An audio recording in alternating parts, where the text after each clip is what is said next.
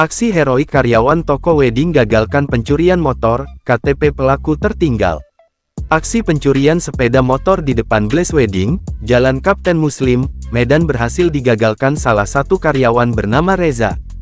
Gagalnya pencurian ini pun terekam kamera CCTV dan viral di media sosial. Dalam rekaman video closed circuit television CCTV, pelaku tiba-tiba datang ke arah sepeda motor yang sedang diparkir. Begitu ia naik dan memundurkan motor, salah satu pekerja bernama Reza keluar dan langsung menahan korban. Tapi sayangnya pelaku lebih kuat sehingga kuncian yang dilakukan pekerja ini lepas dan membuatnya terbanting. Usai lepas dari pitingan, pelaku melarikan diri ke arah jalan raya.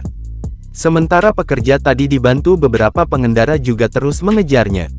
Reza menerangkan, percobaan pencurian terjadi pada Kamis tanggal 18 Juli kemarin sekira pukul 13 waktu Indonesia Barat. Saat itu ia sedang berada di dalam toko, sementara temannya memperbaiki pompa air di depan toko. Kunci sepeda motor temannya saat itu memang tidak dilepas karena mereka bolak-balik membeli peralatan.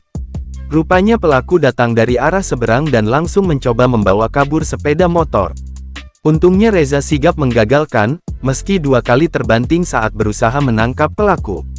Saya refleks langsung keluar dan memiting pelaku tersebut. Namun karena postur tubuh pelaku cukup besar, jadi saya gagallah menangkapnya. Itu sepeda motor teman kerja, kata Reza, saat diwawancarai di lokasi, Jumat tanggal 19 Juli tahun 2024. Reza menerangkan, pelaku berlari ke arah rel kereta api dan langsung naik becak motor.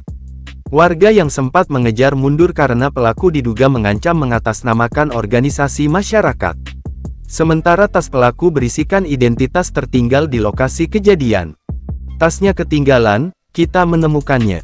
Di mana di dalamnya tertinggal 2 buah KTP, 1 kartu keluarga dan nomor kontak lain, sesuai percis sama, tempat tinggalnya sama, jelasnya.